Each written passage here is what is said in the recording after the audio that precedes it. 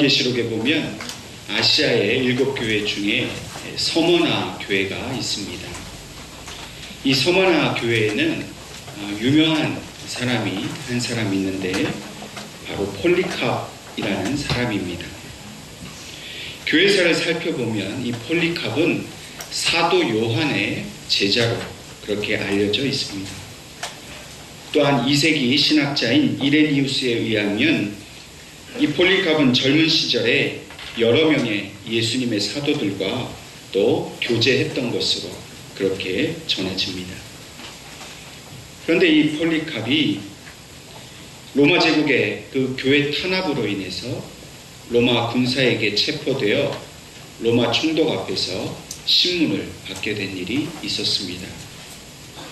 당시 이 폴리캅의 나이는 86세였는데 총독은 그의 그 연로한 나이를 고려해서 그의 죽음을 면해 주려고 했습니다. 그래서 이렇게 폴리캅에게 요구를 했습니다. 내 앞에서 지금 예수를 부인하면 살려주겠다.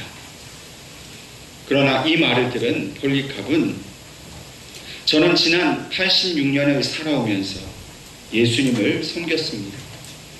그러나 예수님은 한 번도 나를 버리지 않으셨습니다. 그런데 내가 어떻게 예수님을 모른다고 하여서 나를 구원하신 주님을 욕되게 할 수 있겠습니까?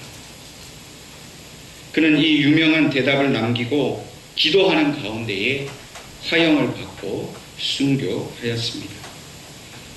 오늘날 이 서머나 지역에는 이 폴리캅의 순교를 기념하는 교회를 세워서 그의 신앙을 오늘날까지 기리고 있습니다. 예루살렘에서 시작된 초대교회는 한마디로 순교의 역사 위에 세워진 교회였습니다. 이 순교의 역사에는 예수님의 12사도뿐만 아니라 이 폴리캅과 같은 2세대 초대교회 지도자들까지도 포함되어 있습니다. 그래서 주후 313년 로마 제국의 기독교 공인이 있기 전까지 초대교회는 환난과 핍박과 또 그에 따른 순교자들의 그런 수많은 희생을 역사를 써왔습니다. 이렇게 귀중한 우리 기독교의 역사를 써내려감에 있어서 특별히 오늘 본문 말씀에 이 베드로를 중심으로 한 그런 귀한 일이 또 있었음을 오늘 우리에게 말씀해 주고 있습니다.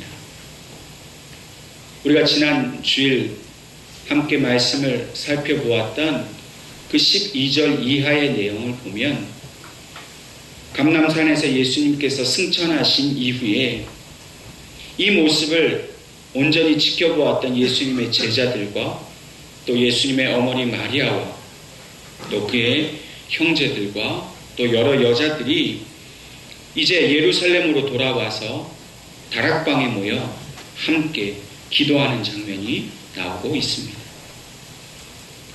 그리고 이 사도행전 1장 15절 말씀을 보면 그때의 다락방에 모였던 사람이 모두 120명 정도였다라고 말하고 있습니다. 그리고 그들은 그곳에서 힘써 기도하였습니다. 이 기도와 가운데에 오늘 본문이 되는 이 1장 12절, 21절 앞에 있는 이 15절 이하에 보면 베드로가 그 무리들 중 가운데 일어나서 갑자기 연설을 하기 시작하고 있습니다. 그의 연설의 핵심 내용은 바로 가롯 유다에 관한 내용이었습니다. 그러나 이 말을 듣고 있는 제자들에게나 또 그 자리에 모여있는 그 모든 사람들에게 가롯 유다에 대한 이야기를 꺼낸다는 것은 매우 불쾌한 일이었습니다. 말하기도 싫고 생각하기도 싫은 사람이 바로 가롯 유다입니다. 예수님을 팔아넘긴 그 일을 생각하면 도저히 용서할 수 없는 그런 사람입니다. 뿐만 아니라 그의 마지막 그 비참한 죽음을 생각하면 더욱 끔찍한 생각이 들어서 도무지 다시는 거론하고 싶지 않은 사람이 바로 가롯 유다였습니다. 이 사도행전 1장 18절 19절 말씀을 보면 가롯 유다의 죽음이 자세히 기록되어 있습니다. 예수님을 판 그 돈으로 밭을 샀지만 그 밭에 이 가롯 유다가 꼬꾸러져서 그 배가 터져 창자가 나오는 비참한 죽음을 맞이했습니다. 물론 가롯 유다의 죽음은 당연한 것이었습니다. 예수님을 팔아넘긴 배신자, 탐욕의 눈먼 자가 비참한 치욕을 맞는 것은 어쩌면 당해도 싼 일이었습니다.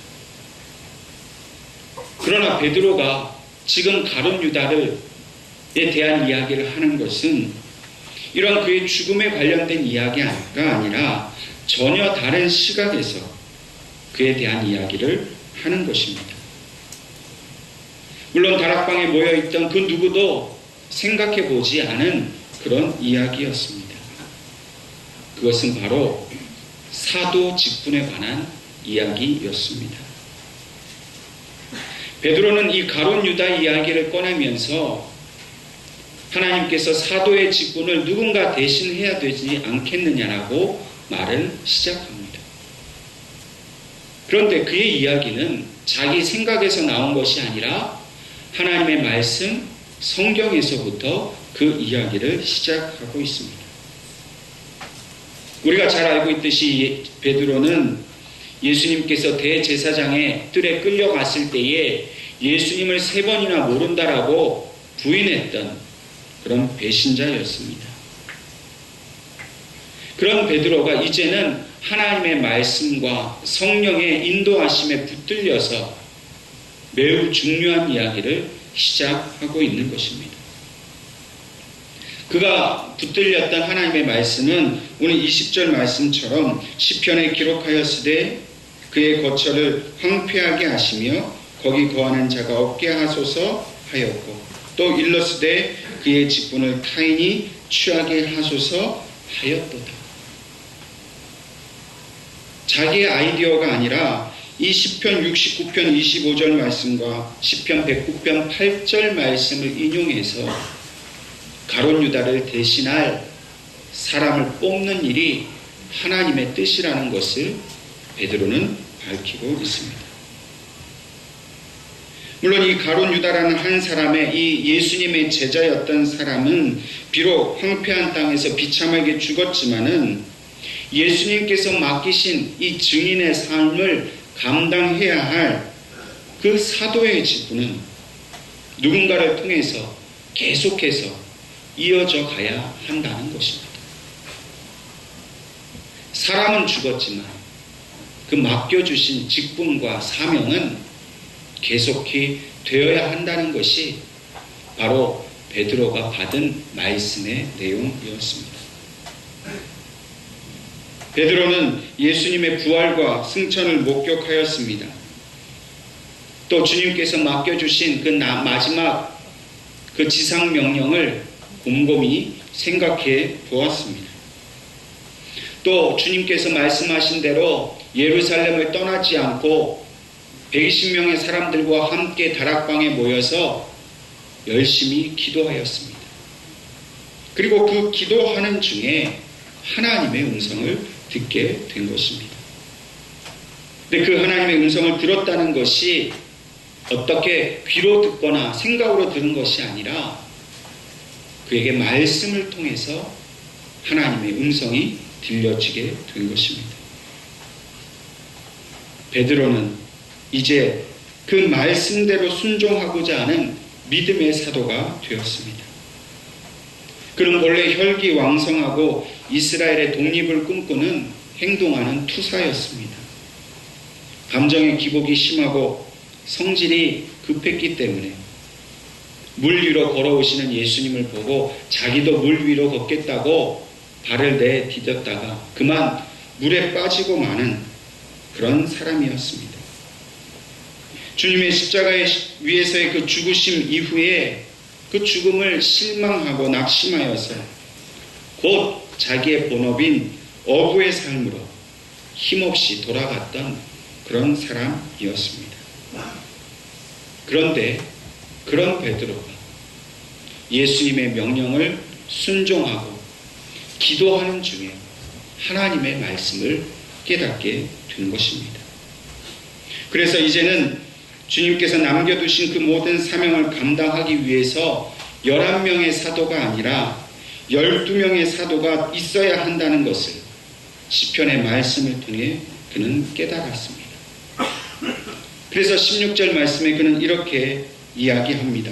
형제들아, 성령이 다윗의 입을 통하여 예수 잡는 자들의 길잡이가 된 유다를 가리켜 미리 말씀하신 성경이 응하였으니 마땅하도다. 지금 가룟 유다가 당한 일은 성경에 기록되어 있는 일입니다. 이 성경 말씀이 이루어지는 것, 그대로 우리가 해야 할 일을 말씀에 따라 순종해야 함을 베드로가 말하고 있습니다. 이 말씀이 베드로에게 깨달아졌기 때문에 이제 제자들과 그 많은 무리들이 왜 다락방에 모여 있는지에 대해 그 이유를 베드로가 지금 말하고 있는 것입니다. 오늘 우리도 마찬가지입니다.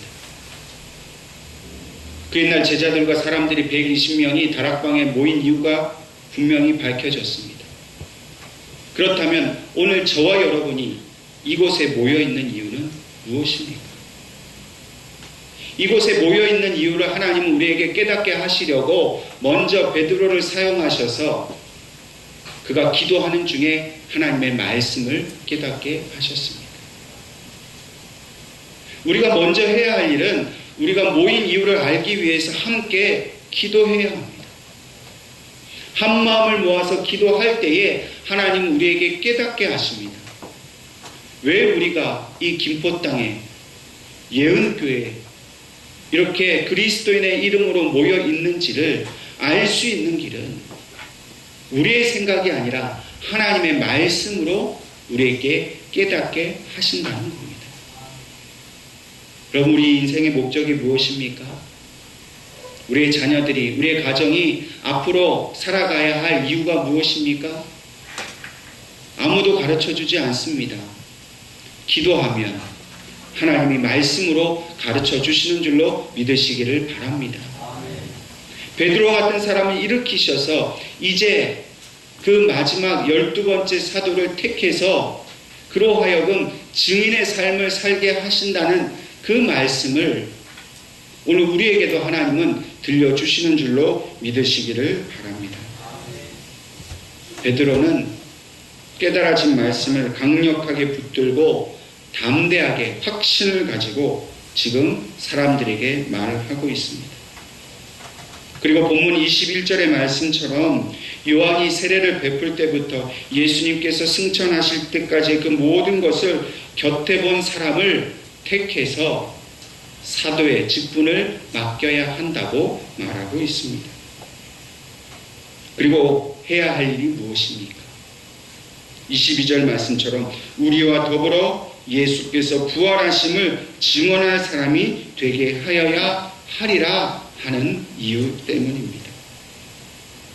베드로는 다락방에 모여 기도하는 중에 이제 자신의 모든 삶을 예수님의 부활하셨음을 증거하는 그런 증인의 삶을 살기로 결단하였습니다. 예수님께서 맡겨주신 마지막 지상명령, 예루살렘과 유다와 온 사마리아 땅끝까지 이르러 내 증인이 되리라 하신 그 말씀을 지켜 행하기로 그는 결심하였습니다. 그리고 성경 말씀대로 가룟 유다의 죽음으로 비어 있었던 그 마지막 12번째 사도의 직분을 채울 사람을 뽑아야 한다는 사실을 말하고 있는 것입니다. 이에 사람들이 두 사람의 후보자를 내세웠습니다. 23절 말씀을 보면 바사바라고도 하고 유수도라고도 하는 요셉이라는 사람과 마띠아라는 두 사람을 후보로 내세웠습니다. 그리고 이 두 사람 중에 한 사람을 뽑는 과정을 보면 24절 말씀에 다락방에 모인 모든 사람들이 기도하였다라고 전하고 있습니다. 그들은 온전히 성령님께 이 모든 일을 맡겼습니다. 사람의 생각으로 판단하고 그래서 두 사람 중에 한 사람을 뽑은 것이 아니라 누가 나보다 더 친한지, 누가 내가 보기에 더 훌륭한 사람인지 그런 인간적인 판단은 온전히 내려놓고 성령님께 기도하고 그리고 제비를 뽑아서 마지막 12번째 사도로 마띠아를 뽑게 되었습니다. 성경에는 이 마띠아에 대한 이야기가 마지막 12번째 사도로 뽑힌 이 본문의 내용 이후에는 더 이상 마띠아에 관한 이야기가 나오지 않습니다. 그래서 어떤 학자들은 이러한 사실을 놓고서 마띠아는 훌륭한 사도이기는 하지만 결코 잘 선택된 사도는 아니었다라고 말을 합니다. 그러나 성경에 그의 활약에 대한 기사가 더 이상 나오지 않는다고 하여서 그가 잘못 선택된 사도라고 말할 수 없습니다. 왜냐하면 그는 하나님의 말씀을 따라 성령에 의해서 선택되었기 때문입니다. 성령께서 하시는 일은 사람이 보기에 부족해 보이고 잘못된 것 같지만 그러나 성령이 하시는 일은 항상 옳습니다. 성령께서 마띠아를 택하셨다면 그것은 하나님의 온전한 뜻임이 분명합니다. 오늘 저와 여러분도 마찬가지입니다. 우리의 삶의 기준은 오직 하나님의 말씀이어야 하고 또 그 말씀을 통해 역사하시는 성령님께 대한 믿음을 온전히 붙들므로 우리의 삶을 이끌어 나아가야 합니다. 우리가 계획하고 우리가 살아가는 것 같지만 그러나 성령님께 그것을 맡기지 않으면 우리의 삶은 믿음의 삶이라 말할 수가 없다는 것입니다. 기독교 신앙의 중심은 하나님의 말씀입니다. 말씀을 떠나 내 마음대로 살면 온전한 신앙의 삶을 살 수 없습니다. 그래서 우리의 삶이 시작된 것도 오직 하나님의 말씀으로 시작된 것이고 또 오늘 이후 우리가 남아있는 이 모든 삶을 결정하는 것도 결국 하나님의 말씀입니다. 여러분들은 여러분들의 노후의 삶을 어떻게 계획하고 계십니까? 그 노후의 계획을 누구에게 맡기고 있습니까? 많은 분들이 자기의 육신의 평안함과 안락을 위해서 자기의 노후의 삶을 계획합니다. 그래서 이 노후의 삶이 풍족하시기를 원하고 또 즐겁기를 바랍니다. 이 풍족한 노후의 삶을 준비하기 위해서는 우리가 준비해야 할 것이 많습니다. 제일 중요한 것은 돈이 있어야 합니다. 또 그 풍족한 삶을 누리기 위해서는 건강도 있어야 합니다. 그러나 중요한 것은 우리의 남은 삶을 통해서 하나님께서 우리가 무엇을 하기 원하시는지 그 비전과 소명을 깨닫는 것이 더욱 중요한 일임을 여러분 믿으시기를 바랍니다. 우리의 남은 생애를 성령님께 맡길 수 있기를 바랍니다. 베드로는 어구의 삶으로 돌아갔지만 결국 주님의 말씀에 순종하여서 주님의 부활을 증거하는 증인의 삶을 살기로 결단하였습니다. 베드로는 자기의 노후의 삶을 어부라는 일을 통해서 마감하고 싶었습니다. 그런데 성령님은 그의 생각을 바꾸셨어요. 부활을 증거하는 증인의 삶, 그것이 더 귀하고 더 하나님이 원하시는 일이기에 그의 삶의 방향을 바꾸어 주셨습니다. 10여 년 전에 언론 기사에 중국 연변대학에서 한국어를 가르치시는 한 교수님에 관한 이야기가 보도된 적이 있습니다. 이 교수님은 원래 안동대학에서 한문학을 가르치시는 그런 안병열 교수이셨습니다. 이분은 교수로서의 삶을 사시다가 뒤늦게 신학 공부를 하시고 또 목사가 되기도 하셨습니다. 20년 전에 제가 처음 전임 사역을 하던 그 교회에서 저는 안병열 목사님과 함께 사역을 하였습니다. 연세가 많으신 교수님이셨고 동시에 또 목사님이시면서 또 제가 섬기고 있던 교회의 담임 목사님의 고향 친구기도 하셨습니다. 은퇴가 얼마 남지 않은 그런 노 교수님이셨습니다. 그런데 어느 날 제가 섬기던 교회에서 파송된 영변에서 사역하시는 이 선교사님이 교회에 오셔서 선교 보고를 하시게 되었습니다. 안병열 목사님은 그 선교 보고를 들으시면서 하나님의 음성을 듣게 되셨습니다. 지금 영변대학에 한국어를 가르쳐줄 교수가 필요하다라는 음성을 듣고 이 안동대학 한문학 교수였던 안병열 교수님은 교환교수를 자청하셔서 영변에 그 대학에 가셔서 한국말을 가르치셨습니다. 몇 개월 동안 그 교환교수의 일을 마치시고 다시 한국으로 돌아오셨습니다. 그리고는 하시는 말씀이 이제 내가 학교를 그만두고 짐을 싸서 연변으로 돌아가 내 마지막 삶을 연변에 있는 청년들에게 복음을 전하는 삶을 사시겠다라고 선언하셨습니다. 하나님 말씀 앞에서 목사님은 자신에게 보장된 그 은퇴 이후의 평안한 삶을 포기하고 연변에 있는 조선족 청년들을 위해 바치시겠다고 결심하셨습니다. 저는 그분이 연변으로 떠나시는 과정과 오셔서 그 결정하는 모든 과정을 곁에서 지켜보았습니다. 겉보기에는 그분이 훌륭한 결정을 하신 것 같지만 사실은 그 안에는 그분의 매우 깊은 인간적인 고뇌가 있었습니다. 우선 자녀들이 반대했습니다. 그 연세에 연변을 가서 사시면 혹 건강이라도 해치면 어떡하겠느냐고 자녀들이 반대했습니다. 또 사모님이 반대하셨습니다. 하나님의 일을 하는 것이 꼭 그렇게까지 연변에까지 가서 해야 하는 일이냐고 그렇게 목사님께 물어보았습니다. 목사님은 쉽게 결정을 못 내렸습니다. 가족들의 만류가 또 합당한 이유였기 때문에 그 가족의 만류와 하나님의 뜻 사이에서 고민하고 기도하시는 모습을 저도 함께 살펴보았습니다.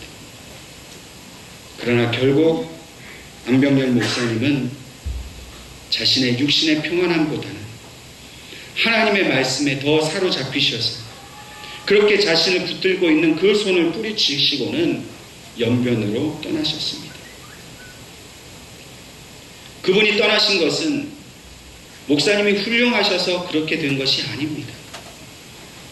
목사님은 비록 연약했고 가족들의 그 사랑의 손길이 있었지만 그렇게 살도록 하시는 성령님의 인도하심을 받으셨기 때문에 연약함 중에도 연변으로 떠나실 수가 있었던 것입니다. 마치 오늘 본문에 나오는 마지막 12번째 사도로 택하심을 받으신 것처럼 순종함으로 마지막 모든 삶을 하나님께 드리기로 작정하고 떠나셨습니다. 물론 쉬운 결정이 아닙니다. 오늘 우리도 똑같이 그렇게 모든 거 버려두고 선교지로 가라고 하시는 말씀은 결코 아닙니다.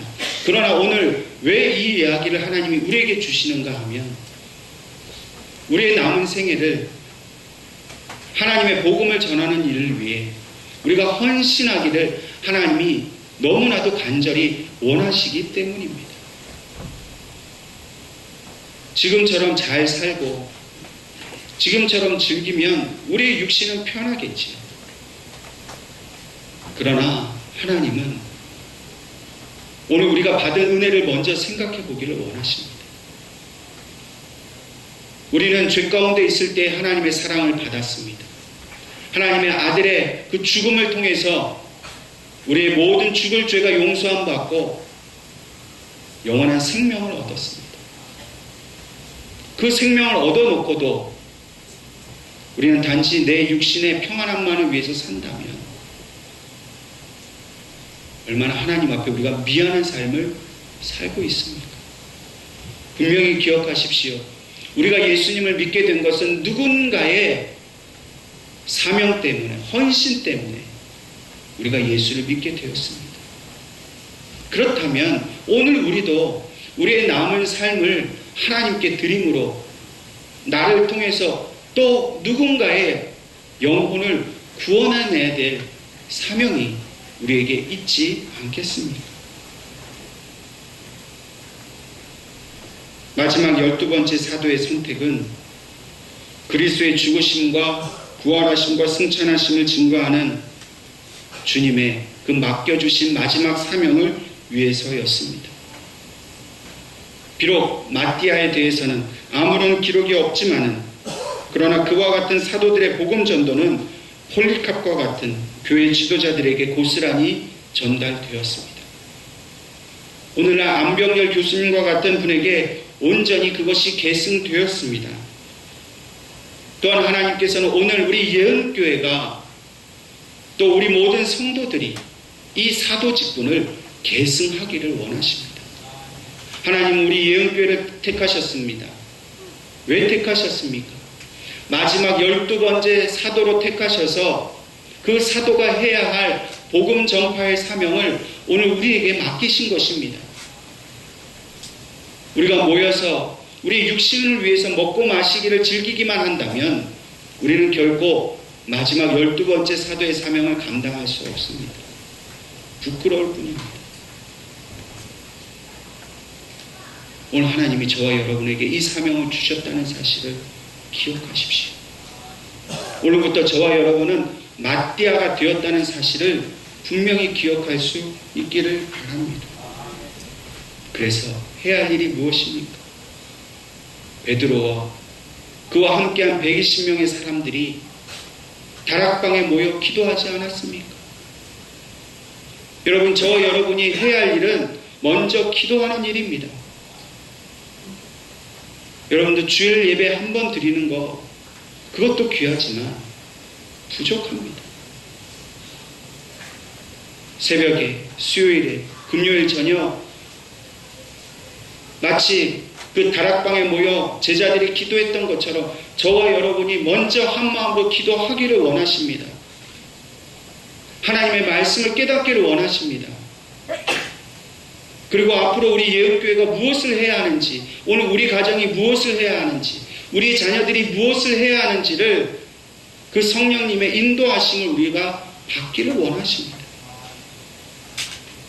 여러분, 이 시간 성령님께서 간절한 음성으로 여러분들을 부르신다는 사실을 믿으시기를 바랍니다. 오늘 이 시간 이후에 우리의 삶이 변화받아야 한다는 사실을 분명히 기억할 수 있기를 바랍니다. 더 이상 세상의 논리, 더 이상 육신의 안일함을 위해 살지 않기를 바랍니다. 저와 여러분이 온전히 성령님의 인도하심을 받아야만 우리는 진정 영적인 축복의 삶을 살 수 있습니다. 육신으로 살면 육으로 망할 뿐입니다. 그러나 영으로 살면 그 성령님께서 우리를 살려주시고 하나님의 그 복된 삶을 살게 하시는 것입니다. 하나님의 말씀 앞으로 나아가십시다. 기도의 자리로 나아가십시다. 우리가 기도할 때에 성령님 분명히 역사하시고, 우리가 기도할 때에 우리 예언교회를 통해서 하나님은 이 땅에 하나님의 나라가 더욱 확장되도록, 지금도 사망의 그 어둠의 골짜기에서 생명을 기대하고 구원을 바라고 있는 그 영혼을 살리는 일에 저와 여러분이 쓰임받기를 원하고 계십니다. 하나님의 간절히 우리를 부르신다는 사실을 분명히 기억하시고 먼저 기도하고 먼저 모여 하나님의 말씀을 깨닫고 마지막 12번째 사도가 되어서 나아가 복음을 전할 수 있는 저와 여러분이 될 수 있기를 주님의 이름으로 축원합니다.